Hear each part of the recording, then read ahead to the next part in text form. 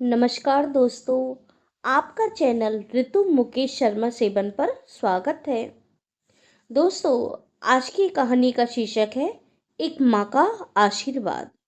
इस कहानी को कहानीकार सुदर्शन ने लिखा है। तो चलो दोस्तों, ये कहानी शुरू करते हैं। लाजवंती के यहाँ कई पुत्र पैदा हुए, मगर सबके सब बचपन में ही गुजर गए। आखिरी पुत्र हेमराज बचा था। वही उसके जीवन का सहारा था। उसका मुख देखकर वह पहले बच्चों की मौत के गम को भूल जाती। यद्यपि हेमराज का रूप रंग साधारण देहाती बालकों के समान था, परंतु लाजवंती को हर माँ की तरह अपना पुत्र सबसे सुंदर प्रतीत होता था। लाजवंती को अपने पुत्र की इतनी चिंता रहती कि दिन रात वह उसे छाती से लगाए रहती, कि मानो जैसे वह कोई दीपक हो और बैरिन हवा उसे बुझाने के लिए उतावली हो। गांव के लड़के खेतों खलियानों में कूदते फिरते, परंतु लाजवंती हेमराज को घर से बाहर न निकलने देती। और यदि हेमराज घर से बाहर निकल जाता तो घबरा जाती और उसे ढूंढने लगती। गांव की स्त्रियां लाजवंती से कहती, अरे लाजो, लड़के तो हमारे भी हैं, पर तू इतनी फिक्र क्यों करती है? इतनी सी देर में काहे घबरा जाती है? लाजवंती नम आंखों और भर्राए गले से कहती, बहन, अपने मरे हुए पुत्र याद आ जाते हैं तो मेरा जी घबरा जाता है। मगर इतनी सावधानी के बावजूद हेमराज दुर्भाग्य की बुरी नजर से बच नहीं पाता। सर्दियों के दिन थे। प्रातःकाल लाजवंती गाय का दूध दोह रही थी। हेमराज ने कातरता भरे स्वर में कहा, माँ, सिर में बहुत दर्द हो रहा है। ये सुनकर लाजवंती का हृदय कांप उठा। उसे अचानक याद आया कि 2 वर्ष पहले इन्हीं दिनों में उसका पुत्र मदन भी गुजर गया था। वह घबरा गई और हवा की गति के समान गांव के नामी वैद्य दुर्गादास के पास पहुंची। दुर्गादास एक अनुभवी वैद्य थे। आसपास के गांवों में उनका नाम था। जब लाजवंती वैद्य जी के घर जाती है तो वैद्य जी एक पुराना समाचार पत्र पढ़ रहे थे। लाजवंती को देख उन्होंने अपना ऐनक उतारा और पूछा, क्यों बेटी, क्या बात है? आज सवेरे सवेरे कैसी आई हो? लाजवंती ने चिंतित होकर कहा, वैद्यराज, मेरा पुत्र हेमराज बहुत बीमार है। वैद्य जी ने सहानुभूति पूर्वक पूछा, कब से है? लाजवंती बोली, आज सुबह से है। उसके सिर में दर्द है। वैद्य जी ने पूछा, क्या उसे बुखार है? लाजवंती ने कहा, मालूम नहीं वैद्यराज जी, आप ही चलकर देख लेते तो ठीक था। वैद्य जी ने चटपट कपड़े बदले और लाजवंती के साथ हो लिए। उन्होंने जाकर देखा तो हेमराज बेसुध पड़ा था। वैद्य जी ने उसकी नाड़ी देखी और माथे पर हाथ रखा, फिर कहा, चिंता की कोई बात नहीं है, दवा देता हूं, बुखार उतर जाएगा। कई दिन बीत गए पर हेमराज का बुखार न उतरा। वैद्य जी ने कई दवाएं बदली, परंतु किसी भी दवा का उस पर कोई असर नहीं हो रहा था। लाजवंती की चिंता बढ़ने लगी। वह रात भर अपने पुत्र के सराने बैठी रहती। गांव के लोग आते, उसे धीरज बताते, परंतु लाजवंती के हृदय में धैर्य कहाँ था? उसे तो एक अनिष्ट की आशंका खाई जा रही थी। एक दिन उसने वैद्य जी से पूछा, वैद्य जी, आखिर हेमराज का बुखार क्यों नहीं उतरता? वैद्य जी ने कहा, म्यादी बुखार है, इसकी म्याद 21 दिन की होती है। 21वें दिन उतरेगा। उससे पहले ये नहीं उतरेगा।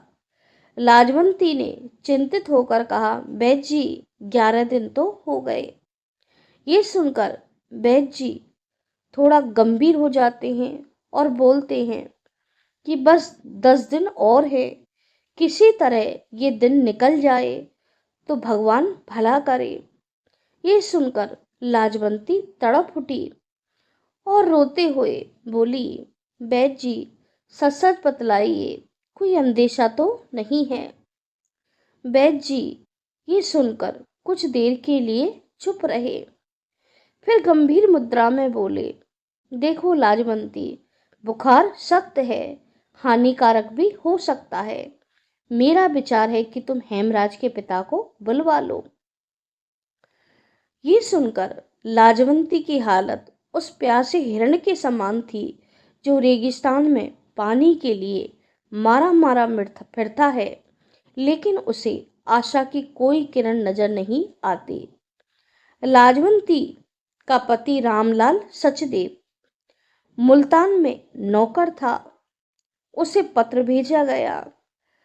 रामलाल भी घबराते हुए चौथे दिन आ पहुंचा। अब हेमराज का इलाज दुगनी सावधानी से होने लगा। 10 दिन बीत गए, एक दिन शेष था। बैजी ने हेमराज की नाड़ी देखी और घबराकर बोले, सावधान रहना, अंतिम दिन है, बुखार एकाएक उतरेगा। ये सुनकर दोनों पति पत्नी के भय से प्राण सूख गए। रामलाल पुत्र के सराहने बैठे रहे, परंतु लाजवंती को अपने पुत्र की बहुत अधिक चिंता हो रही थी। उसे पल भर भी चैन नहीं था। उसने संध्या काल के समय थाली में घी के दीपक जलाए और देवी के मंदिर की ओर दौड़ने लगी। वह देवी के मंदिर में जाकर हाथ जोड़ती, गिड़गिड़ाती, रोती कि माँ मेरे पुत्र के जीवन की रक्षा करो। वह कभी देवी माँ पर पुष्प चढ़ाती, कभी माँ दुर्गा की परिक्रमा करती और झोली फैलाती और कहती, माँ मेरे पुत्र को जीवन दान दो, मेरा बेटा बच गया तो मैं तीर्थ यात्रा करूंगी। चारों तरफ भले ही निराशा का सागर लहरा रहा हो, पर एक माँ का हृदय कहाँ हार मानता है। देवी की कृपा से 21वां दिन गुजर गया और हेमराज का बुखार उतर गया। बैजी ने हेमराज की नाड़ी को देखा और कहा, अब चिंता की कोई बात नहीं है। लाजवंती ये सुनकर बहुत प्रसन्न हुई और अपने पति से बोली कि मैं माँ दुर्गा के समक्ष तीर्थ यात्रा की मन्नत मांग कर आई हूँ। यद्यपि तीर्थ यात्रा का खर्च उठाना रामलाल के बूते से बाहर था, परंतु लाजवंती ने अपने पुत्र प्रेम के आगे धन की परवाह न की। उसने अपना सब कुछ बेच दिया और 3 महीने तक वो अपनी पाई पाई जोड़ती रही। 3 महीने बीत गए। लाजवंती तीर्थ यात्रा की तैयारी पर थी। तीर्थ यात्रा से एक रात्रि पूर्व उसके आंगन में सारा गांव इकट्ठा हो गया। झांझे करताल बज रही, ढोलक की थाप गूंज रही थी, स्त्री मंगल गान गीत गा रही थी। लाजवंती का हृदय आनंद में डूबा हुआ था। उसका पुत्र भी आंगन में घूम रहा था। लाजवंती ने पूरे गांव के लिए भोज बनवाया। पूड़ी, हलवा, कचौड़ी और मिठाइयों की सुगंध से पूरा गांव महक उठा।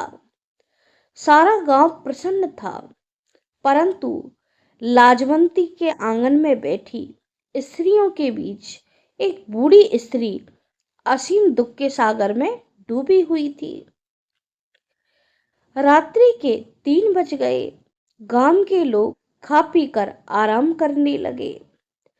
लाजवंती ने बचा हुआ भोजन गरीबों में बंटवा दिया। लाजवंती ने संध्या काल में ही अपनी गाय पड़ोसी को सौंपते हुए कहा कि बहन, गौ माता का ध्यान रखना, मैं तीर्थ यात्रा पर जा रही हूँ, न जाने कितने दिन लगे। रात्रि 3 बजे लाजवंती अपना बक्सा जमा रही थी। तभी उसने रात्रि में किसी के सिसकने की आवाज सुनी। सारा गांव नींद के आगोश में था। लाजवंती हैरान थी कि इतनी रात्रि में कौन रो रहा है। वह छत पर चढ़ी और उसने अपने पड़ोसी के आंगन में झांक कर देखा। पड़ोस में एक बुढ़िया हरो देवी रो रही थी। जल्दी से लाजवंती सीढ़ी उतरी और हरो देवी के पास पहुंची। बोली, अम्मा काहे रोती हो? ऐसे शुभ समय पर तुम क्यों रो रही हो? हरो देवी बोली, बिटिया कुछ नहीं, तुम तीर्थ यात्रा जाओ, भगवान तुम्हारी तीर्थ यात्रा सफल करे। लाजवंती बोली, अम्मा कुछ तो बात है, तुम ऐसे क्यों रो रही हो? लाजवंती ने हरो देवी के कंधे पर हाथ रखा तो बुढ़िया के सब्र का बांध टूट गया और वह रोते हुए बोली, मुझे अपनी बेटी का दुख खाए जा रहा है। मेरी बेटी के विवाह का खर्च तुम्हारे जेठ ने उठाना स्वीकार कर लिया है, परंतु बारातियों को मैं गरीब पंडितानी सत्तू न खिला पाऊंगी। बारातियों के भोजन का प्रबंध कैसे होगा? हृदय करता है, बुढ़िया बोली कि हृदय करता है कि मैं रात्रि में ही कहीं निकल जाऊं। पूरे गांव में मेरा जब यह अपमान होगा तो मैं अपने इस अपमान को कैसे बर्दाश्त करूंगी। यह सुनकर लाजवंती दुखी हो जाती है और उसे उस निर्धन बुढ़िया पर दया आ जाती है। लाजवंती बोली, अम्मा ये तुम्हारी बिटिया का अपमान नहीं, ये तो पूरे गांव का अपमान होगा। सवेरा होने वाला था। लाजवंती के हृदय में तीर्थ यात्रा जाने की आतुरता थी, परंतु उसके हृदय में द्वंद्व चल रहा था। वह अचानक से दौड़कर अपने घर जाती है और अपने बक्से से 200 रुपये निकालकर हरो देवी के हाथों में रख देती है। लाजवंती जानती थी कि उसने कितनी मेहनत से पाई पाई रुपया जोड़ा है, पर उसे आज दान देने में उसे और अधिक प्रसन्नता हो रही थी। लाजवंती के तीर्थ यात्रा के विचार को छोड़ देने पर मानो सारे गांव में आग सी लग गई। लोग तरह तरह की बातें करने लगे, परंतु लाजवंती ने किसी की बात पर ध्यान न दिया। लोग तरह तरह की चर्चा करते कि लाजवंती ने बुरा किया है, तीर्थ यात्रा नहीं की, देवी का क्रोध उसे नष्ट कर देगा। गांव की स्त्रियां भी चर्चा करने लगी कि रात जगा का नाटक किया, अब घर बैठ गई है। देवी देवताओं से मजाक ठीक नहीं, एक ही पुत्र है, ईश्वर खैर मनाए। लाजवंती सभी लोगों की बातों को सुनती, पर वो हमेशा खामोश रहती। लाजवंती के सहयोग से हरो देवी की कन्या के हाथ पीले हो गए। एक रात्रि लाजो गहरी नींद में थी। उसने स्वप्न में देखा कि हरो देवी माँ भवानी के मंदिर में खड़ी हुई है और माँ दुर्गा के समक्ष रोते हुए प्रार्थना कर रही है कि हे माँ, लाजवंती के पुत्र को दीर्घायु प्रदान करो, उसको आप जीवन दान दो। तभी लाजवंती देखती है कि माँ दुर्गा साक्षात सिंहासन से उतरी है और उसने लाजवंती को अपने हृदय से लगा लिया और लाजवंती से माँ दुर्गा ने कहा कि पुत्री, मैं तुमसे बेहद प्रसन्न हूँ। मुझे तुम्हारी तीर्थ यात्रा न जाने से कोई भी शिकायत नहीं है। लोग तीर्थ यात्रा करते हैं, पर तूने महातीर्थ यात्रा की है। पुत्री, तूने एक गरीब कन्या को सहयोग प्रदान किया है। जिससे उसके हाथ पीले हो गए। लाजवंती की अचानक आंखें खुलती हैं और वो ऐसी प्रसन्न होती है कि ऐसी प्रसन्नता उसे कभी न हुई। उसे ऐसा लग रहा था कि मानो माँ भगवती ने साक्षात उसको अभयदान प्रदान किया हो। थैंक यू दोस्तों। अगर आपको मेरी कहानी पसंद आती है तो प्लीज़ मेरे चैनल को लाइक करें, सब्सक्राइब करें और टिप्पणी करें।